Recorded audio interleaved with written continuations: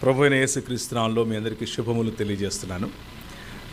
నన్ను రెండవసారి కూడా సంఘ ఆరాధనలో ఆహ్వానించినందుకు సంఘ కాపరికి అలాగే సంఘ పెద్దలకు కూడా కృతజ్ఞతలు తెలియజేస్తున్నాను. సంఖ్యాకాండము 6వ అధ్యాయము.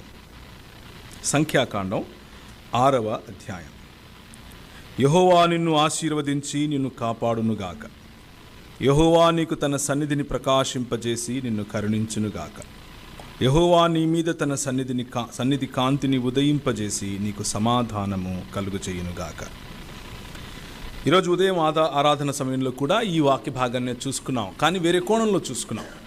ఈరోజు సంఖ్యాకాండం 6వ అధ్యాయం నుంచి చూసుకోబోయే మన ఈ మాటలు దేవుని ఉదయ కాంతి, దేవుని సన్నిధి కాంతి, దేవుని ముఖ కాంతి, the countenance and the glory of our lord, దేవుని యొక్క ముఖ కాంతి మన మీద ప్రకాశించినప్పుడు ఇశ్రాయేలుగా పిలువబడినటువంటి వారు దేవుని ముఖ కాంతిలో దేవుని యొక్క సన్నిధి కాంతిలో బ్రతికినప్పుడు వారి జీవితాలలో కరుణ, వారి జీవితాలలో దేవుని కరుణ, అలాగే వారి జీవితాలలో దేవునితో ప్రజల మధ్య ప్రజలకు సమాధానము అన్నది కలుగుతుంది. అలాంటి సమాధానయుక్తమైన జీవన విధానమే దేవుని రాజ్య పౌరసత్వం అన్న విషయాలను ఉదయం చూసుకున్నాం, అలాగే ఈరోజు కూడా చూసుకుంటాం. ఇప్పుడు ఈ రెండవ ఆరాధనలో కూడా చూసుకుంటాం. కొంచెం డిఫరెంట్, ఒక ప్రత్యేకమైన కోణంలో దీన్ని చూసుకుంటాం. అయితే దేవుని ఉదయ కాంతి, దేవుని సన్నిధి కాంతి, దేవుని ముఖ కాంతి పడిన జీవితాలు వర్ధిల్లే జీవితాలై ఉంటాయి. దేవుని ముఖకాంతి పడిన జీవితాలు ఫలించే జీవితాలై ఉంటాయి. దేవుని ముఖకాంతి పడిన జీవితాలు విస్తరించి భూమిని నిండించి ప్రజలపైన పరిపాలన చేసే, సేవ చేసే, ప్రజలకు ఉపయోగపడే జీవితాలై ఉంటాయి. అలాంటి జీవితాలుగా ఉండటం కోసమే ఇశ్రాయేలును ఆయన పిలిచాడు. యెషయా గ్రంథం 55వ అధ్యాయంలో అదే మాట మనకు కనిపిస్తుంది. అనేకులు వచ్చి మన మధ్య నుంచి, మన వద్ద నుంచి నేర్చుకొనుటకు, అనేకులకు యెహోవా మార్గములు తెలియజేయుటకు, అనేకులకు ఈ లోక మర్యాదకు మరియు రాజ్య మర్యాదకు ఉన్న వ్యత్యాసాన్ని చూపించటానికి ఈ సమాజాన్ని దేవుడు పిలిచాడు. ఈ సమాజాన్ని దేవుని సమాజము లేక దేవుని రాజ్య సమాజము అని పిలిచారు. కొన్నిసార్లు ప్రజలు దీనికి భిన్నంగా దీనిని ఒక మతం అని అనుకుంటారు. బయటి వారు అనుకుంటే పర్వాలేదు, కానీ సంఘ లేకపోతే రాజ్య పౌరులు కూడా దీనిని మత ప్రాతిపదికననే అర్థం చేసుకుంటూ ఉంటారు. కొన్నిసార్లు, అన్నిసార్లు కాకపోయినా.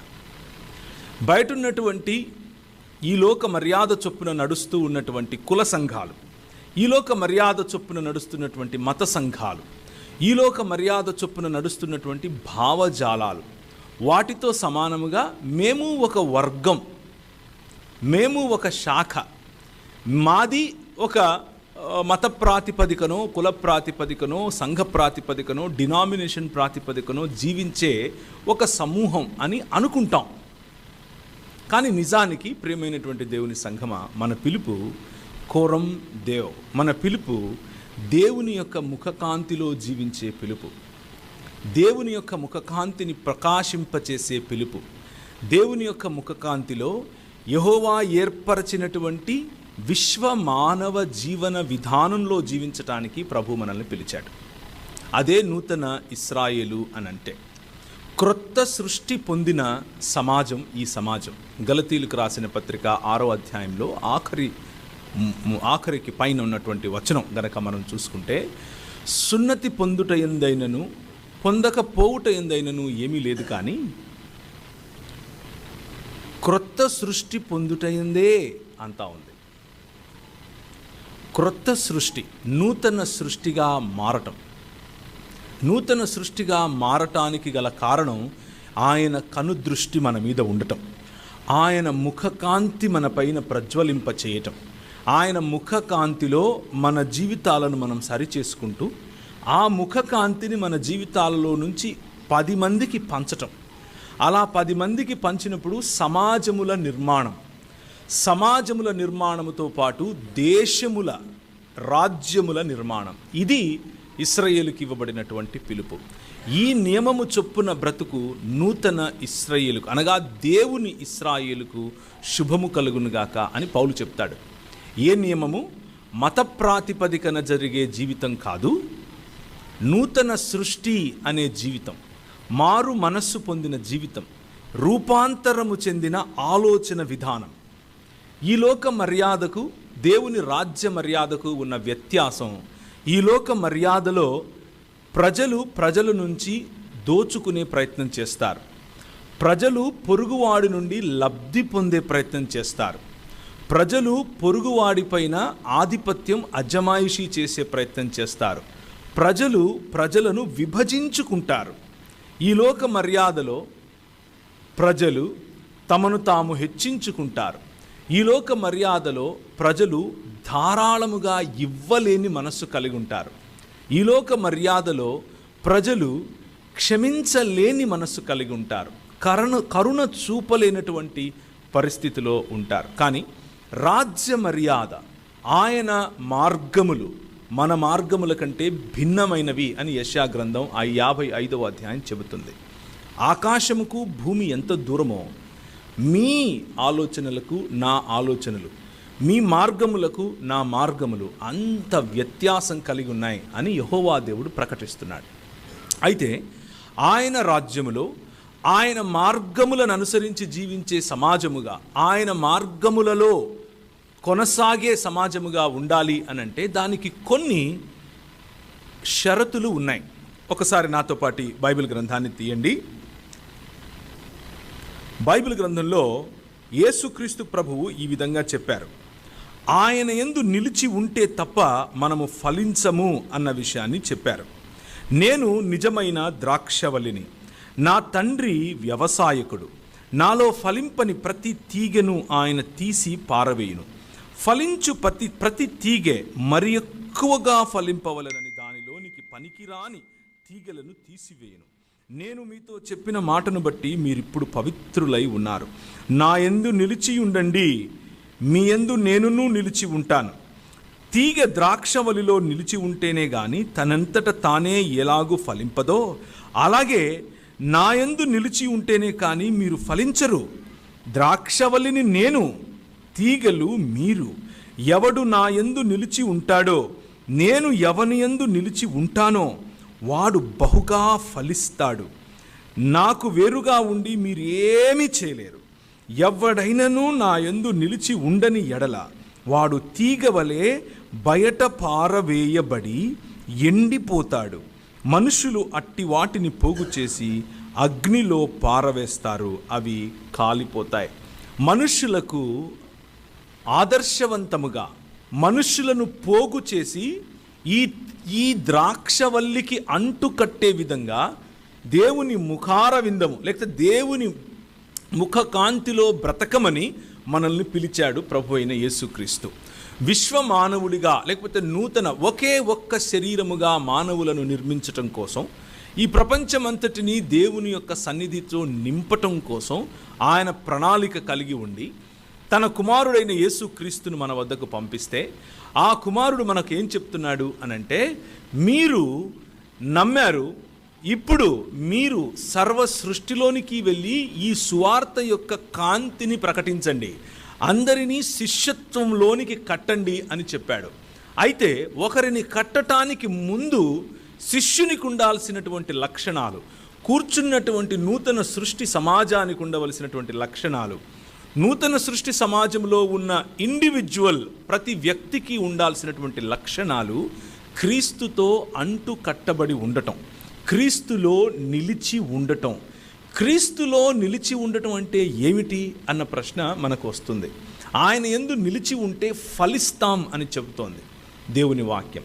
ఫలము ఏమిటి అని ఆలోచిస్తే క్రీస్తు ఏమని చెప్పాడు అనంటే, నేను మీకు నేర్పిన యావత్తును మీరు నేర్పండి.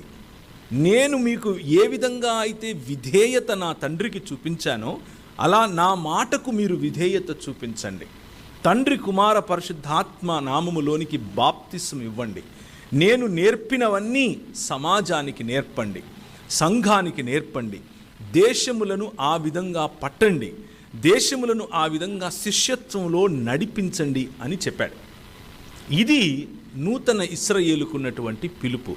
సమాజముల నిర్మాణం, మత నిర్మాణం కాదు, శాఖల నిర్మాణం కాదు. చిన్న చిన్న మాటలు పట్టుకొని బైబిల్ వాక్యంలో విభజించి ఒక గుంపును, వర్గాన్ని తయారు చేసుకునే ఆలోచన విధానం కాదు. అందరినీ ఒకటి చేసి మానవ సమాజముగా, నూతన పురుషుడిగా పరిపక్వతలోనికి ఎదిగే సమాజం ఈ విశ్వ మానవ విప్లవం. ఆ విప్లవం గురించి ఈరోజు సాయంత్రము అలాగే రేపు కూడా మనం మాట్లాడుకుంటాం. అలా వెళ్ళడానికి ముందుగా ఆయన యందు నిలిచి ఉండటం అని అంటే ఏమిటి? నిలిచి ఉండకపోతే ప్రభువు ఇచ్చే వార్నింగ్, ప్రభువు ఇస్తున్నటువంటి హెచ్చరికను కూడా ఒకసారి ముందు చూసుకుందాం. నా యందు నిలిచి ఉండకపోతే నువ్వు కత్తిరించబడి పారవేయబడతావు, మనుష్యులు నిన్ను పోగేసి కాల్ చేస్తారు అని దేవుని వాక్యం స్పష్టంగా చెప్తోంది. దాని గురించి ఇంకొక మాట. 1 కొరింథీయులకు రాసిన పత్రిక, కొరింథీ సంఘానికి అపోస్తులుడైన పౌలు రాసినటువంటి మొదటి పత్రిక 10వ అధ్యాయం. సహోదరులారా, ఈ సంగతి మీకు తెలియకుండుట నాకు ఇష్టము లేదు. అదేదనగా మన పితరులందరూ మేఘము క్రింద ఉండేవారు. మన పితరులు అందరూ అనంటే ఇశ్రాయేలీయుల గురించి మాట్లాడుతున్నాడు. కొరింథు సంఘములో ఉన్నటువంటి ఇశ్రాయేలీయుల గురించి మాట్లాడుతున్నాడు. మన పితరులందరూ మేఘము కింద ఉండిరి, వారందరూ సముద్రములో నడిచిపోయిరి. అందరూ మోషేను బట్టి మేఘములోను సముద్రములోను బాప్తిస్మము పొందారు, అనగా ముంచబడ్డారు. ఓకే, బాప్తిస్మము అన్న పాటకు అర్థం మునగటం. అందు ఆత్మ సంబంధమైన ఒకే ఆహారాన్ని భుజించారు. అందరూ ఆత్మ సంబంధమైన ఒకే పానీయమును పానం చేశారు. ఎలయనగా తమ్మును వెంబడించిన ఆత్మ సంబంధమైన బండలోనిది త్రాగారు. ఆ బండ క్రీస్తే, ఇంకెవరో కాదు, ఆ బండ క్రీస్తే. అయితే వారిలో ఎక్కువ మంది దేవునికి ఇష్టలుగా ఉండలేకపోయారు కాబట్టి అరణ్యంలోనే సంహరించబడ్డారు. వారు ఆశించిన ప్రకారము మనము చెడ్డవాటిని ఆశించకుండునట్లు ఈ సంగతులు మనకు దృష్టాంతములుగా ఉన్నవి. జనులు తినుటకును త్రాగుటకును కూర్చుండి ఆడుటకు లేచిరి అని వ్రాయబడినట్లు వారిలో కొందరి వలె మీరు విగ్రహారాధకులై ఉండకుడి. నూతన సృష్టి పొందినటువంటి దేవుని సంఘమా, నూతన సృష్టి పొందినటువంటి క్రీస్తు శరీరములో ఉన్నటువంటి లేకపోతే పరలోక రాజ్య పౌరులైనటువంటి మనం మన పితరులను పోలి నడుచుకోవాల్సినటువంటివి చాలా ఉన్నాయి. అలాగే మన పితరులను పోలి నడుచుకోకూడనివి కూడా ఉన్నాయి. మన పితరులందరూ కూడా ఒకే మేఘము క్రింద ఉన్నారు. పగటిలో మేఘస్తంభముగా ఆయన వారిపైన ఎండ పడకుండా కాచాడు. పగటిలో మేఘస్తంభముగా వారిని అలయకుండా ఆయన తీసుకుని వచ్చాడు. 17వ అధ్యాయము నిర్గమాకాండం తీయాల్సిన అవసరం లేదు. ఏమని చెప్తాడు అని అంటే, గద్దరెక్కల మీద మోసుకొని వచ్చినట్లు నేను మిమ్మల్ని మోసుకొని వచ్చాను. 10 రకాలైనటువంటి తెగుళ్ల చేత మీ పైన ఆధిపత్యం, అధికారం చేసే ఈ వనరులు అనేటటువంటి విగ్రహములను ఓడించి, నేను మీ రాజును, నేను మీ ప్రభువును, నేను మీ తండ్రిని, నేను నీ భర్తను, నేను నీ ప్రియుణ్ణి, నేను నీ కాపరిని అన్నట్లుగా వారిని తీసుకొని వచ్చి కట్టాడు. ఒక రాజ్యంగా కట్టాడు. ఇప్పుడు మనలను కడుతున్నాడు. ఒకే మేఘము క్రింద, ఒకే నీటిలో, ఒకే పానీయము, ఒకే ఆహారము, అందరూ ఒక మాదిరిగానే భోంచేస్తున్నారు. అందరూ ఒకే విషయం నుంచే త్రాగుతున్నారు. అందరూ ఒకే మేఘము క్రింద ఉన్నారు. అందరూ ఒకే ఆత్మచేత నడిపింపబడుతున్నారు. కానీ అందరూ ఫలించలేదు. వారిలో కొందరు ఈ ఆత్మను అనుభవిస్తూ, ఈ బండ ఇచ్చే నీళ్లు త్రాగుతూ, ఆ బండ క్రీస్తే, ఆ మేఘము క్రింది నుంచి బాప్తిసము పొందుతూ, రాత్రిలో అగ్నిస్తంభముగా వచ్చిన దేవుని వెలుగును చూస్తూ, ఆ వెచ్చదనాన్ని అనుభవించిన తరువాత కూడా కొంతమంది విగ్రహముల బాట పట్టారు. వాళ్ళు తినటానికి త్రాగటానికి కూర్చున్నారు, కానీ ఆడటానికి లేచారు, ఫలించటానికి కాకుండా. అలాంటి వారి గురించి దేవుని వాక్యము పౌలు భక్తుడు మనల్ని హెచ్చరిస్తున్నాడు. అలాంటి వారిని పోలి మీరు ఉండద్దు, కొందరి వలె మీరు విగ్రహారాధకులై ఉండకుడి. మనము ఫలించాలి అనంటే మన పైన మన రాజు ఎవరు అన్న నిర్ణయం, అన్న దృఢ నిశ్చయత మీకు ఉండాలి. మీ పైన రాజు మనుధర్మశాస్త్రానికి సంబంధించిన మనుధర్మం అయితే మీరు కులాన్ని పాటించండి, క్రీస్తును వదిలిపెట్టండి, మీకు పుణ్యం వస్తుంది. మీ పైన మతాధికారులు రాజులైతే క్రీస్తును వదిలిపెట్టండి, మీకు పుణ్యం వస్తుంది. మీ పైన మీ ధన అహంకారం, మీ పైన మీ అంతస్తుకు సంబంధించిన అహంకారం, మీ పైన మీ తెలివికి తగిన అహంకారం, మీ హెచ్చు, మీ గర్వం మీ పైన రాజ్యం చేస్తూ ఉంటే క్రీస్తును పోలిన జీవితం అది కాదు. దానివలన మీకు లాభం లేదు, మీరు ఫలించరు. దానినే విగ్రహారాధన అంటారు. దేవుని స్థానాన్ని మరి దేనికిచ్చినా అది విగ్రహారాధనే.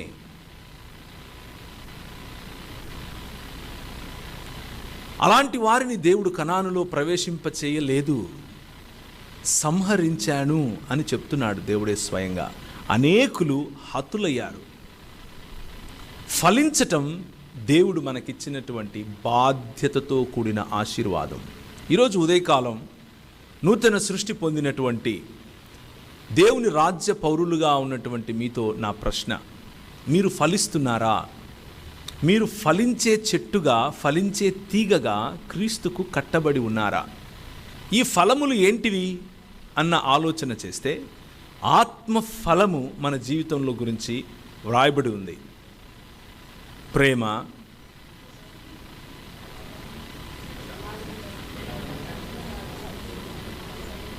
అన్నీ తెలిసినవే. అవి వల్లె వేస్తే అభివృద్ధి చెందేవి కావు, అవి జీవితంలో పాటిస్తే అభివృద్ధి చెందుతాయి. పొరుగువాడి పట్ల ప్రేమ, సాటి మనిషి పట్ల గౌరవం, సాటి మనిషి తిన్నాడా లేదా అన్న ఆప్యాయతతో కూడిన పలకరింపు,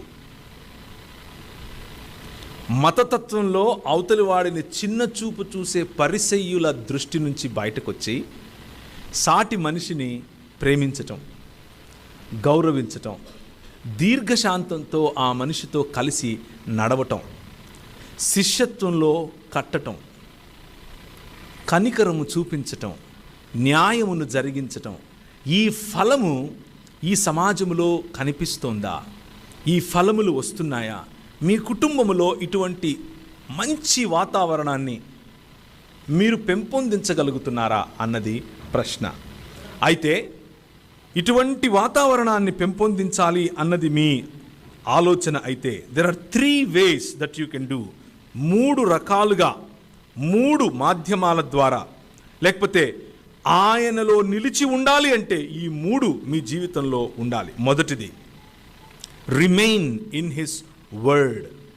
ఆయన వాక్యములో నిలిచి ఉండాలి. లోగోస్ అంటే ఆది యందు వాక్యముండెను అన్నప్పుడు వాడిన పదం లోగోస్. ఆ పదం నుంచే లాజిక్ అన్నటువంటి పదం వచ్చింది. ఆలోచన, తర్కము, తత్వము, ఇలాంటి ఆలోచన. లోగోస్ను మనకు తెలియాలి. ఈ 66 పుస్తకాలు ఉన్నటువంటి బైబిల్ గ్రంథాన్ని మనము అర్థం చేసుకోవాలి. దాని వెనుకున్నటువంటి భావజాలంలో మనం కట్టబడాలి. దాని వెనుకున్నటువంటి భావజాలంలో మనం వేళ్ళూరాలి. కేవలం లోగోస్లో ఉంటే ఉబ్బిపోతారు. మళ్ళీ చెప్తాను, కేవలం లోగోస్ వరకు మీ జీవితం ఉంటే, అంటే వ్రాయబడినటువంటి వాక్యము, ఆ వాక్యాన్ని మైండ్లో మగ్గప్ చేసుకోవటం వరకు ఉంటే ఉబ్బిపోతారు, ఉబ్బి తబ్బిపోతారు. పూరిలాగా లొట్ట ఉంటుంది లోపల, అలా తగిలితే తుస్సున గాలిపోతుంది. కానీ రెమా వైపుకు ప్రయాణించాలి. దేవుని వాక్యము అన్న చోట లొగోస్ అన్న పదాన్ని ఉపయోగించినటువంటి సందర్భాలు ఉన్నాయి. అలాగే రెమా అన్నటువంటి ఎక్స్పీరియన్స్తో కూడినటువంటి వాక్యం, అనగా అనుభవముతో కూడినటువంటి వాక్యము, నీతో వ్యక్తిగతంగా దేవుడు నేర్పిస్తున్నటువంటి వాక్యము. రెమా అన్నటువంటి అనుభవం, దేవుడు మాట్లాడుతుండగా వినేటటువంటి అనుభవం, దేవుడు నడిపిస్తూ ఉండగా ఆయనతో పాటి నడిచే అనుభవం, దేవుడు చెబుతూ ఉండగా విధేయతతో ఆ పనులు చేసే అనుభవం. That is rhema. That is how you can remain in Christ. Logos కావాలి, రెమా కూడా కావాలి.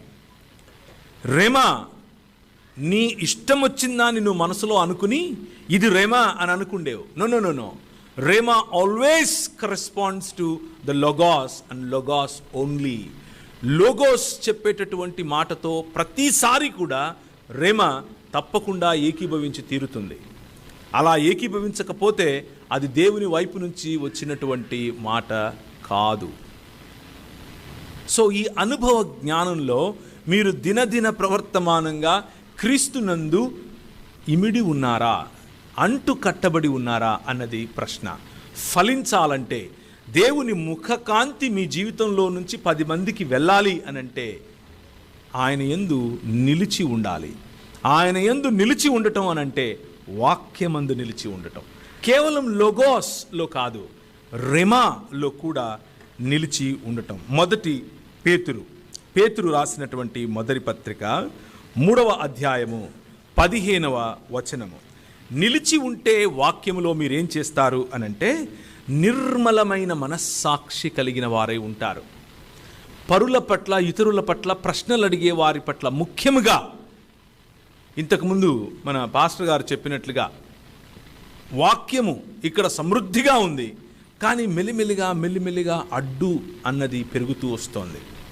మెల్లిమెల్లిగా మిమ్మల్ని ప్రశ్నించే వారి సంఖ్య పెరిగిపోతోంది. మెల్లిమెల్లిగా మీ పైన ఒత్తిడి తీసుకొని వచ్చే సమూహాలు పెరిగిపోతున్నాయి. అటువంటి సమయంలో నిర్మలమైన మనస్సాక్షి కలిగిన వారై మీలో ఉన్న నిరీక్షణను బట్టి హేతువు అడిగే ప్రతి వారికి, ఎందుకయ్యా నువ్వు స్థితప్రజ్ఞుడిలాగా ఎప్పుడు చూసినా కానీ అంత కూల్గా, అంత కామ్గా ఉంటావేంటి? నేను చాలా చర్చల్లో పాల్గొంటూ ఉంటాను. నాతో చర్చించేవారు వేరు మత ప్రాతినిధ్యాల్లో నుంచి వస్తారు.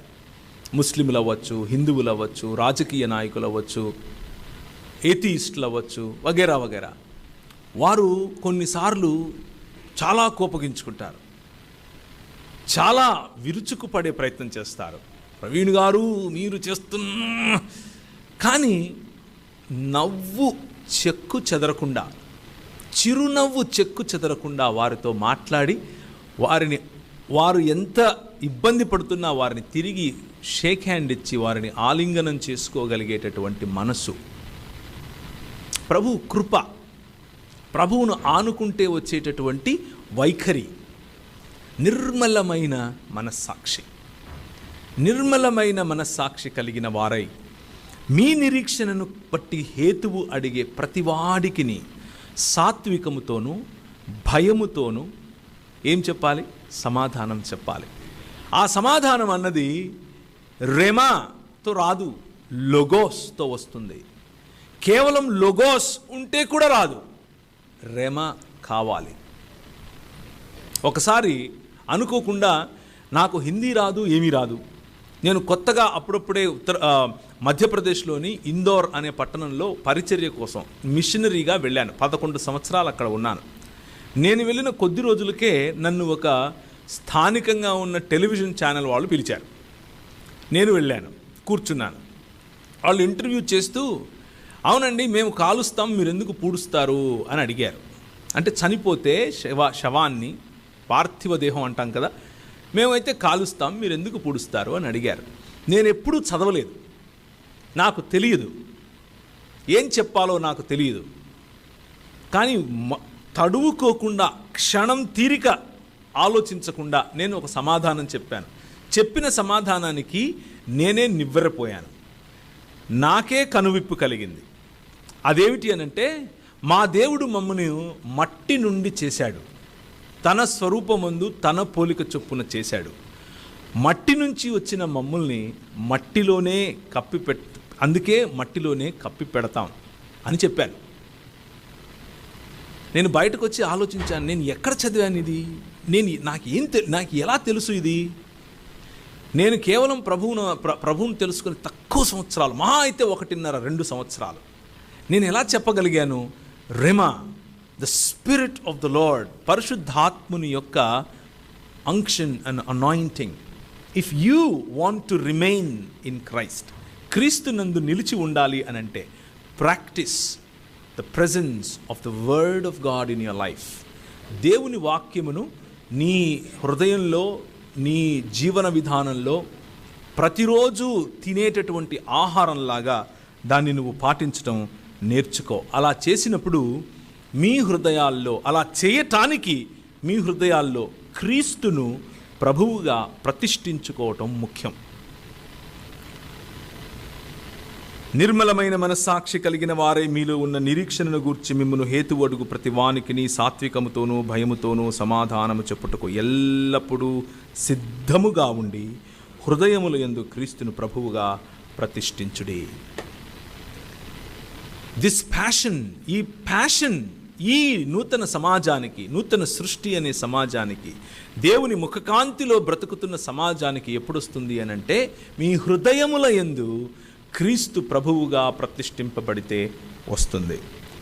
తిమోతికి రాసిన 2వ పత్రిక 3వ అధ్యాయం 15వ వచనం.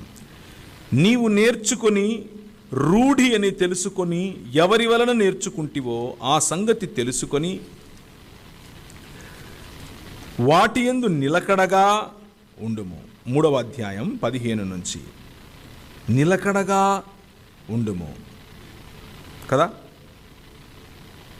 దైవజనుడు సన్నద్ధుడై ప్రతి సత్కార్యమునకు పూర్ణముగా సిద్ధపడి ఉండునట్లు దైవావేశము వలన కలిగిన ప్రతి లేఖనము ఉపదేశించుటకును, ఖండించుటకును, తప్పుదిద్దుటకును, నీతియందు శిక్ష చేయుటకును ప్రయోజనకరమై ఉన్నది. వేరే వాళ్లకు నీతియందు శిక్షణ చేయటం కోసం, వేరే వాళ్లను ప్రోత్సహించటం కోసం, పరుణ్ణి ఖండించటం కోసం, పరుడి తప్పు దిద్దటం కోసం అని పొరపాటున అనుకుండేరు. అది చేద్దురు. కానీ ముందు మనలో వాక్యం అన్న దానిలో నిలిచి ఉండటం అంటే, ఈ వాక్యము ముందు నన్ను ఖండించాలి, ఈ వాక్యము నన్ను సరిచేయాలి, ఈ వాక్యము నా తప్పు దిద్దాలి, ఈ వాక్యము నా ఆలోచనలను మార్చాలి, దేవుని మార్గములను తెలపాలి. దేవుని మార్గములు, దేవుని ఆలోచనలు నా మార్గములు, నా ఆలోచనల కంటే భిన్నమైనవి అని మనం చూసుకున్నాం 55వ యెషయా గ్రంథములోని చాప్టర్లో. మన పిలుపు దేవుని ఆలోచన మేరకు మనల్ని మనం సరిచేసుకోవటం, దేవుని ఆలోచన మేరకు మనల్ని మనం కట్టుకోవటం. అలా కట్టుకుంటే 2వ కొరింథీయులకు రాసిన పత్రిక 10వ అధ్యాయంలో ఈ వాక్యము మనకిచ్చేటటువంటి శక్తి దేవుని జ్ఞానమును అడ్డగించు ప్రతి ఆటంకమును చెరపట్టి క్రీస్తు పాదాలకు తెచ్చే అన్యోన్యమైన లేదా లోతైన అనుభవాన్ని ఇస్తుంది. వాక్యము నిన్ను కడుతుంది, వాక్యము సమాజాన్ని సరిచేస్తుంది, వాక్యము కుటుంబములను నిర్మిస్తుంది, వాక్యము దేశ నిర్మాణంలో నిన్ను ఉపయోగించుకుంటుంది. Remain in the word of God. దేవుని వాక్యమందు నిలిచి ఉండాలి. 2వ మాట, remain in the deeds of God. దేవుడు చేసిన పనులలో మనం నిలిచి ఉండాలి. మార్కు సువార్త 16వ అధ్యాయము. మార్కు సువార్త 16వ అధ్యాయము. దేవుడు చేసిన పనులు, మీరు చేయగలరు అని చెప్పి ఇచ్చినటువంటి పనులు, విశ్వాసముతో డునామీస్గా పిలువబడినటువంటి అద్భుత కార్యములు, చిహ్నములు, దేవుని వాక్యమును స్థిరపరిచేటటువంటి అద్భుత కార్యములు. 16వ అధ్యాయము 15వ వచనం నుంచి నేను చదువుతాను. మరియు మీరు సర్వలోకమునకు వెళ్ళి సర్వ సృష్టికి సువార్త ప్రకటించండి. నమ్మి బాప్తిస్మము పొందినవాడు రక్షింపబడతాడు, నమ్మని వానికి శిక్ష విధింపబడుతుంది. నమ్మిన వారి వలన, అనగా ఇదిగో ఈ నూతన సృష్టి అనే సమాజము మీ వలన, నమ్మిన వారి వలన ఈ సూచక క్రియలు కనబడతాయి. ఏవనగా నా నామమున దయ్యములు వెళ్ళగొడతారు, క్రొత్త భాషలు మాట్లాడతారు, పాములు ఎత్తి పట్టుకుంటారు, మరణకరమైనది ఏది త్రాగినా అది వారికి హాని చెయ్యదు, రోగుల మీద చేతులుంచినప్పుడు వారు స్వస్థత నొందుతారని వారితో చెప్పెను.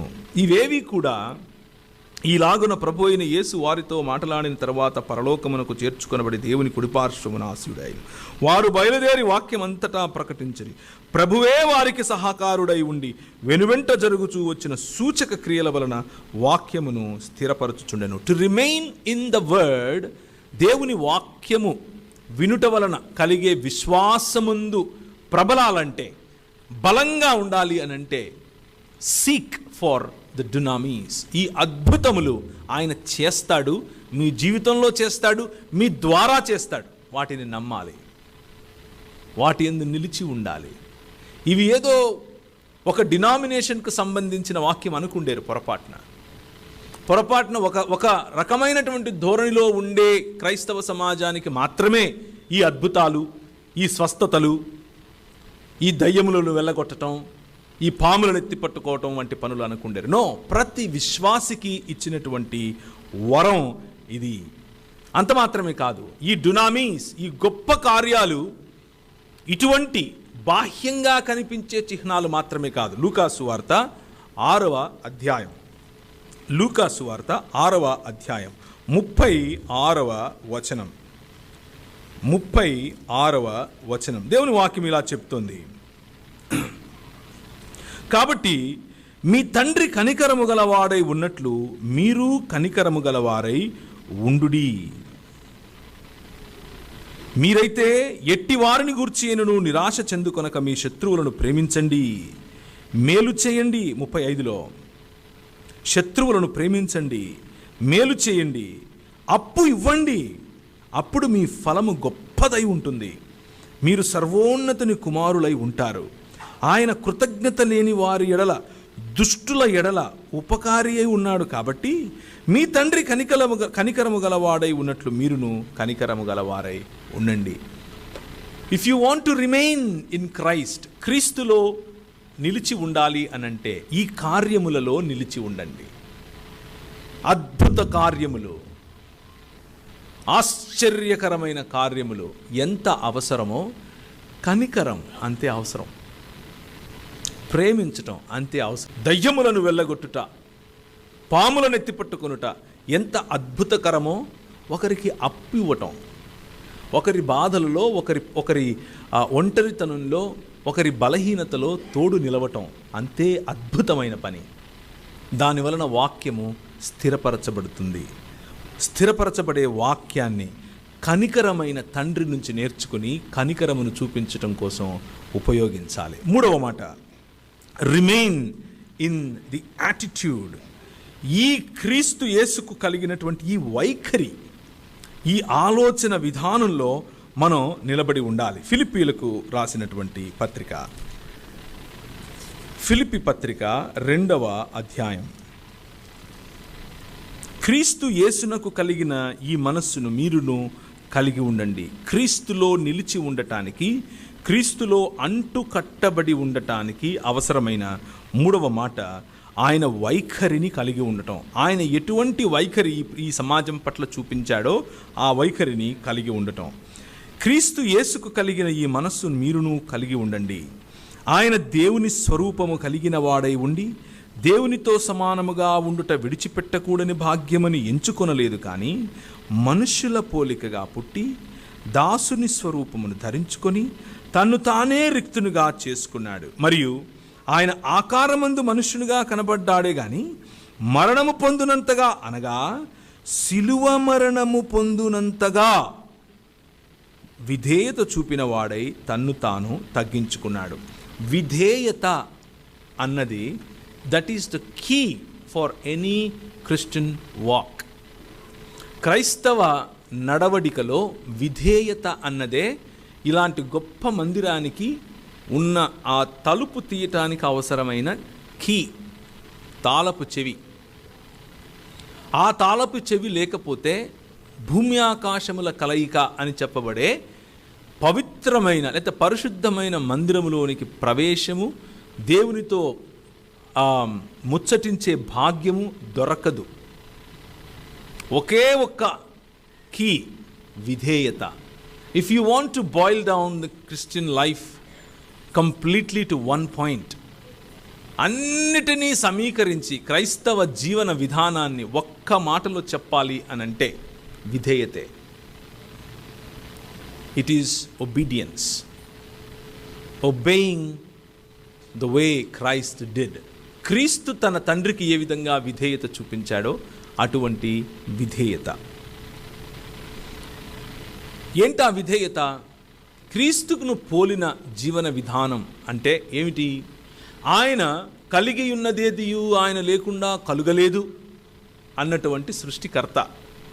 ఆయన ఆదియందు వాక్యము, దేవుని వద్ద దేవుడై ఉన్నటువంటి వాక్యం ఆయన.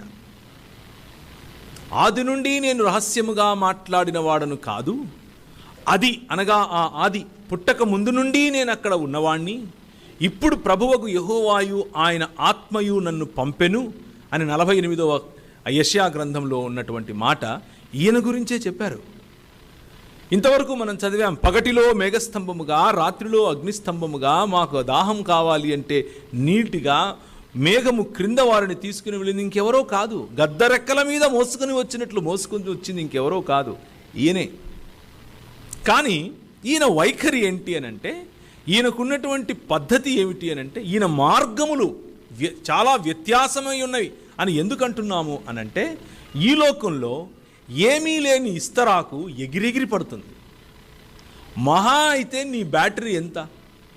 60 ఏళ్ళు, సరే 70 వేసుకో, ఇంకొంచెం బలం ఉంటే 80 వేసుకో,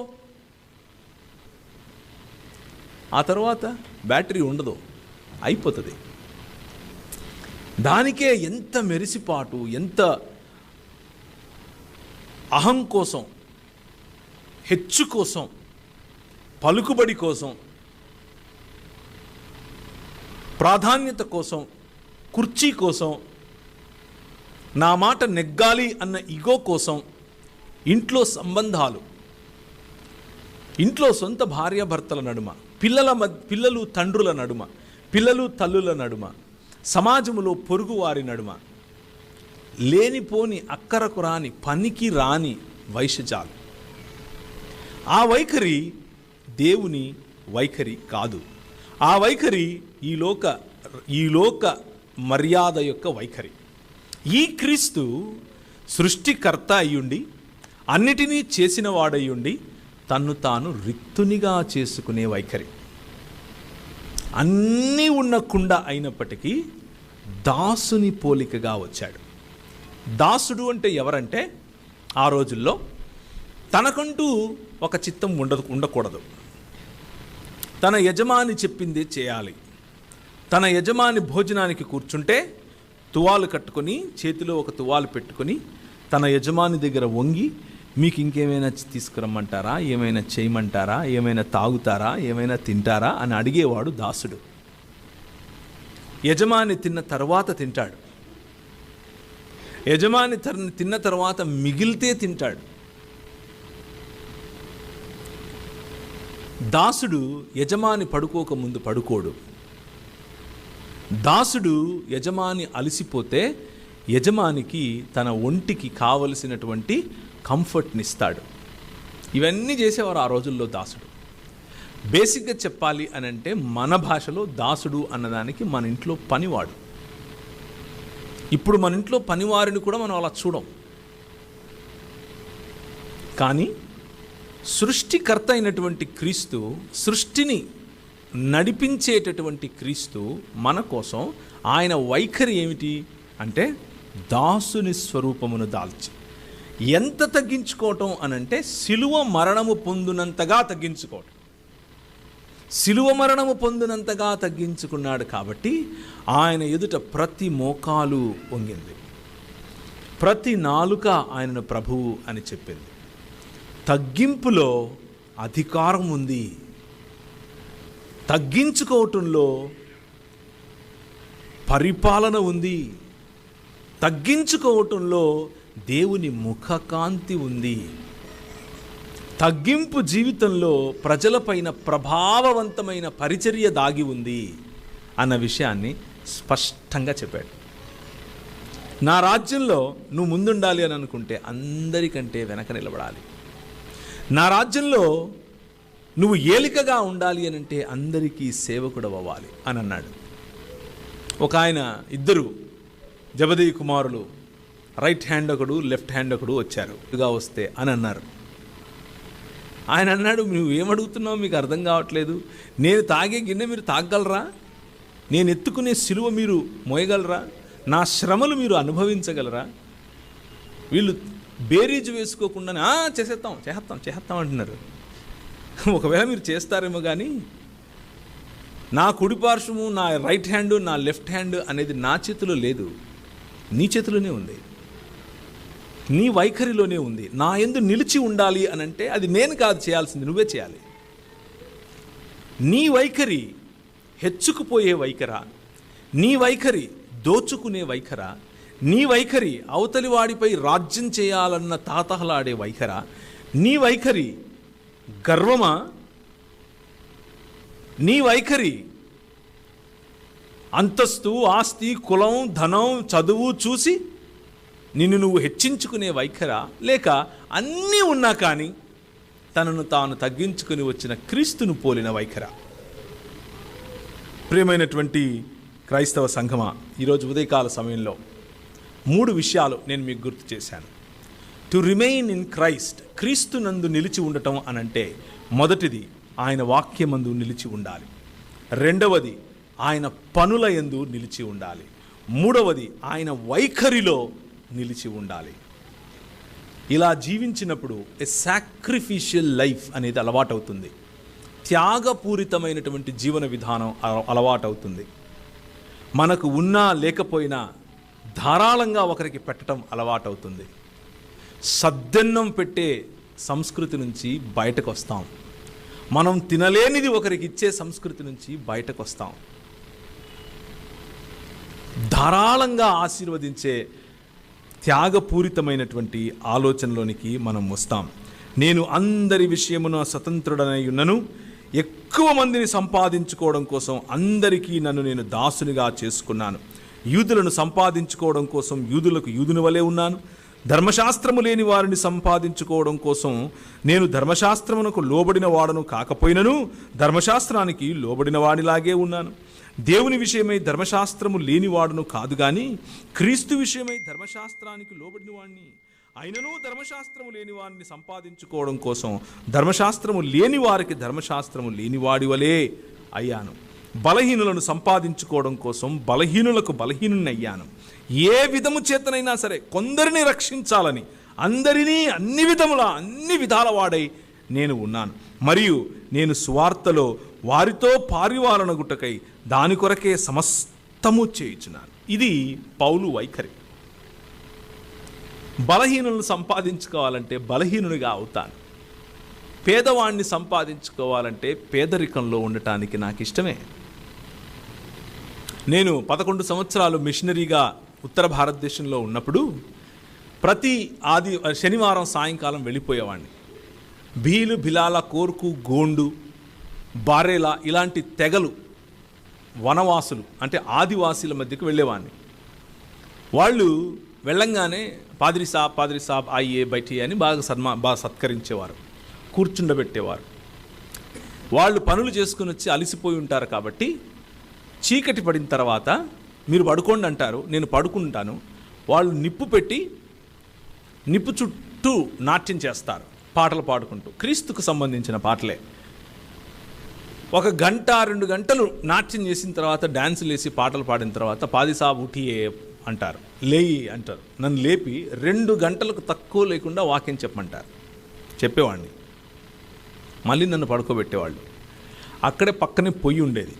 ఆ పొయ్యి పేడలతో చేసేవాళ్ళు, అంటే దాని పిడకలు. పొయ్యిలో పిడకలు పెట్టి కాల్చేవారు. ఆ పిడకల మీద గోధుమ పిండి లడ్డూలాగా చేసి దాని మీద పెట్టేవాళ్ళు. కళ్ళ ముందే ఆ పిడకల మీద గోధుమ పిండి లడ్డూలాగా చేసి పెట్టేవాళ్ళు. అది కాలుతుంది. కాలిన తర్వాత దాన్ని తీసుకొని అలా కొడితే పగులుతుంది. అది తీసుకుపోయి నెయ్యిలో వేసేవాళ్ళు. తీసుకుని వచ్చి పెట్టి తినమనేవాళ్ళు. వారిని సంపాదించుకోవడం కోసం తినేవాడిని. వారిలో ఒకరిగా ఉంటేనే నువ్వు వాళ్ళ చేత యాక్సెప్ట్ అవ్వబడతావు. వారి ప్రేమను పొందితేనే నువ్వు వారికి ప్రేమను పంచి ఇవ్వగలుగుతావు. నీ సమాజంలో దేవుని ముఖకాంతి నీ జీవితంలో వెలుగుతూ ఉంటే, దేవుని ముఖకాంతి నీ పైన ప్రస్ఫుటంగా కనిపిస్తూ ఉంటే, కాకినాడ ప్రాంతంలో ఇది మంచి సమయం, ఇది క్రిస్మస్ సమయం. ఈ సమయంలో దేవుని న్యాయమును, దేవుని కనికరమును, దేవుని దీన మనస్సును, దేవుని యందు క్రీస్తునందు నిలిచి ఉన్న ఆయన వాక్యమందు, ఆయన వైఖరి యందు, ఆయన పనుల యందు నిలిచి ఉన్న మీరు ఆయన రాజ్యమును ప్రకటించటానికి అందరిలోనూ అందరి వారు అయ్యే అవకాశం ఇప్పుడు ఉంది. ఏదో మైకులు పెట్టి బలగుద్దితేనే సువార్త చెప్పినట్లు కాదు. కనికరము కలిగినటువంటి పనులు, కనికరముతో కూడినటువంటి పరిచర్య, సేవ. బయట ఎక్కడో చేయటానికి ముందు కనికరముతో కూడినటువంటి పరిచర్య మనలో మనకు. ఒక చిరునవ్వు, ఒక సంతోషముతో కూడిన పలకరింపు, తిన్నావా, భోంచేసావా అని అడిగే పట్టింపు, నేనేమైనా చేయనా, ఇంటికి రానా, సహాయం చేయమంటావా అని చెప్పే హృదయం. పైకి కాదు, నిజంగా మనస్ఫూర్తిగా. That is how it starts. అలా మొదలవుతుంది. అంతటితో ఆగిపోదు సుమా, అది పెరుగుతుంది, దేవుని రాజ్యంగా మారుతుంది. క్రీస్తు కలిగి ఉన్నటువంటి ఈ వైఖరిని మనము కలిగి ఉంటే దేవుని రాజ్యాన్ని ప్రకటించిన వారం అవుతాం. యెషయా గ్రంథం 60వ అధ్యాయం. దేవుని ముఖకాంతి మన పైన ప్రకాశిస్తే, దేవుని ముఖకాంతి మన పైన ప్రకాశించినప్పుడు దేవుని వాక్యం మన గురించి చెబుతోంది. లెమ్ము, నీకు వెలుగు వచ్చి ఉన్నది, లెమ్ము, తేజరులుము, యెహోవా మహిమ నీ మీద ఉదయించెను. చూడుము, భూమిని చీకటి కమ్ముచున్నది, కటిక చీకటి జనములను కమ్ముచున్నది. యెహోవా నీ మీద ఉదయించి ఉన్నాడు, ఆయన మహిమ నీ మీదికి కనబడుచున్నది. జనములు నీ వెలుగుకు వస్తారు, రాజులు నీ ఉదయకాంతికి వస్తారు. కన్నులెత్తి చూడు, వీరందరూ కూడుకొని నీ యొద్దకు వస్తారు. నీ కుమారులు దూరము నుండి వస్తారు, నీ కుమార్తెలు చంకనెత్తబడి వస్తారు. నీవు చూచి ప్రకాశిస్తావు, నీ గుండె కొట్టుకుంటూ ఉప్పొంగుతుంది. సముద్ర వ్యాపారము నీ వైపు త్రిప్పబడుతుంది, జనముల ఐశ్వర్యము నీ యొద్దకు వస్తుంది. నువ్వు ప్రజ్వలింపజేయబడినప్పుడు, నువ్వు ప్రకాశమానమైనప్పుడు, నువ్వు వెలిగినప్పుడు, దేవుని ముఖకాంతి నీ పైన వెలిగినప్పుడు, నీ జీవితంలో సంతోషం కనిపించినప్పుడు, డునామీస్, అద్భుత కార్యములు, నువ్వు పట్టిన చోట స్వస్థత, నువ్వు తాకిన శరీరానికి స్వస్థత, నువ్వు మాట్లాడిన మాటలో విడుదల, నువ్వు నడిచిన ప్రతి మార్గములో దేవుని మార్గము కనిపించటం, నువ్వు ఇచ్చిన ప్రతి విరాళంలో, ధారాళంగా చేసిన ప్రతి చిన్న చిన్న కార్యాలలో దేవుని గుణలక్షణాలు కనిపించటం, కనికరముతో నువ్వు పెట్టిన ఇంత ముద్ద ఒక జీవితాన్ని కడుతుంది. ప్రేమతో నువ్వు ఇచ్చిన ఇంత మంచినీళ్ళ బాటిల్ ఒకరి జీవితాన్ని సంతృప్తిపరుస్తుంది. నీ ముఖ కాంతి, యెహోవా యొక్క ముఖకాంతి నీ ముఖము ద్వారా అది ప్రతిబింబిస్తుంది. You are the image of God. నువ్వే ఈ విశ్వాస సమాజమే, ఈ విశ్వ మానవ క్రైస్తవ సమాజమే దేవుని వెలుగును ప్రసరింపచేసేటటువంటి మాధ్యమం. దేవునికి ఒక ప్లాన్ ఉంది, దేవునికి ఒక పెద్ద ప్లాన్ ఉంది, చిన్నది కాదు. ఆ ప్లాన్ను చేయటానికి, ఈ ప్రపంచంలో ఆ ప్లాన్ జరిగించటానికి ఆయన ఎన్నుకున్న మాధ్యమం నువ్వు, నేను. You and I, we are the medium of that plan. ఒకసారి యెషయా గ్రంథం యెషయా, నేను ముగిస్తాను. యెషయా గ్రంథం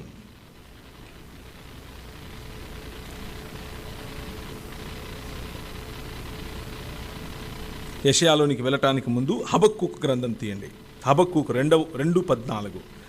హబక్కూకు గ్రంథము 2వ అధ్యాయము 14వ వచనము. గట్టిగా ఎవరైనా చదువుతారా?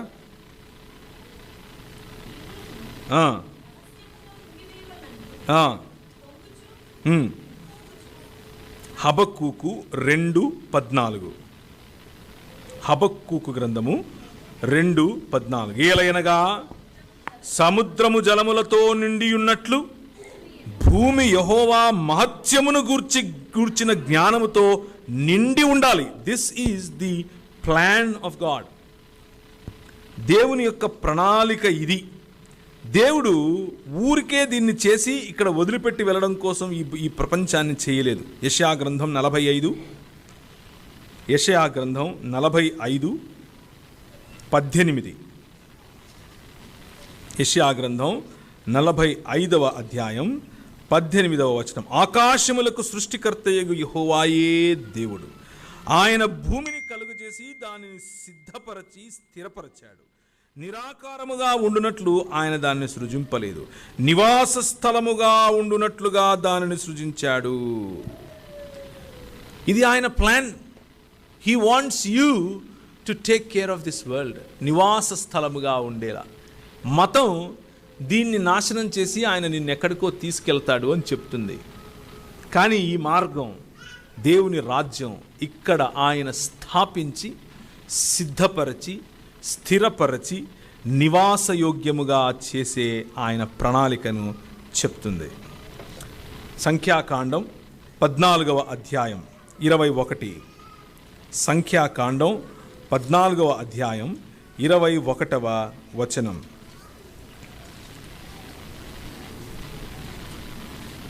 అయితే నా జీవము తోడు భూమి అంతయు యెహోవా మహిమతో నిండుకొని ఉంటుంది. ఇది ఆయన ప్లాన్. భూమిని ఆయన మహిమతో, ఆయన జ్ఞానముతో నింపటానికి దేవుడిచ్చినటువంటి మాధ్యమం ఎవరు అనంటే దేవుని ముఖకాంతిలో జీవించే ఇశ్రాయేలే. నిర్గమాకాండము 34వ అధ్యాయం. అదే నూతన యెరూషలేము, అదే నూతన ఇశ్రాయేలు. నిర్గమాకాండము 34వ అధ్యాయము 6వ వచనం. అతని ఎదుట యెహోవా అతని దాటి వెళ్ళుచు యెహోవా కనికరము, దయ, దీర్ఘశాంతము, విస్తారమైన కృపాసత్యములు గల దేవుడైన యెహోవా. ఆయన 1000 మందికి కృపను చూపుచు దోషము, అపరాధమును, పాపమును క్షమించును గాని ఏమాత్రము దోషులను నిర్దోషులుగా ఎంచక 3-4 తరములకు తండ్రుల దోషమును కుమారుల మీదకి రప్పించినని ప్రకటించెను. సో ఆయన ఈ గుణ లక్షణాలు ఏంటి? ఆ గుణ లక్షణాలు ఆయన తన్ను తాను మోషేకి కనపరుచుకున్నప్పుడు చూపించినటువంటి ఆయన గుణలక్షణాలు. దీర్ఘశాంతము, విస్తారమైన కృపాసత్యములు, కనికరము, దయ.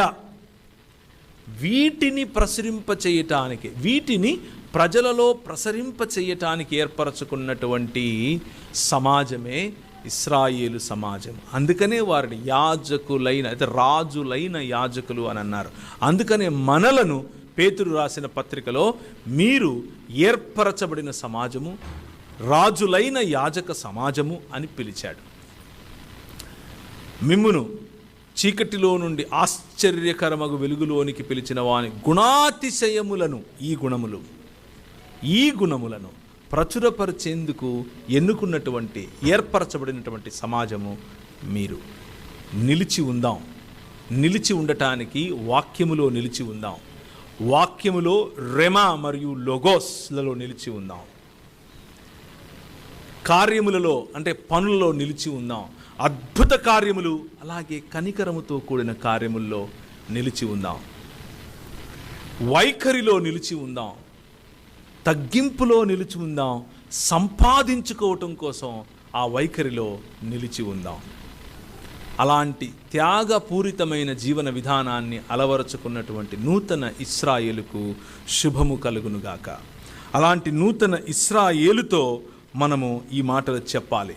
అటువంటి నూతన ఇశ్రాయేలుకు యెహోవా నిన్ను ఆశీర్వదించి నిన్ను కాపాడునుగాక. యెహోవా నీకు తన సన్నిధిని ప్రకాశింపజేసి నిన్ను కరుణించునుగాక. యెహోవా నీ మీద తన సన్నిధి కాంతి ఉదయింపజేసి నీకు సమాధానము కలుగజేయునుగాక. కృపగలిగిన తండ్రి, మా మధ్యలో ఉండి మాతో మాట్లాడి నీ వాక్యములో నీ కుమారుడైనటువంటి యేసు క్రీస్తులో మేము అంటు కట్టబడి నిలిచి ఉండి ఫలించులాగున నీ ముఖకాంతి మాపై ప్రసరింపచేయమని, నీ గుణాతిశయములను ప్రచురింపటానికి మమ్ము ఏర్పరచబడిన సమాజముగాను రాజులైన యాజక సమూహముగాను చేసినందుకు మీకు కృతజ్ఞతలు.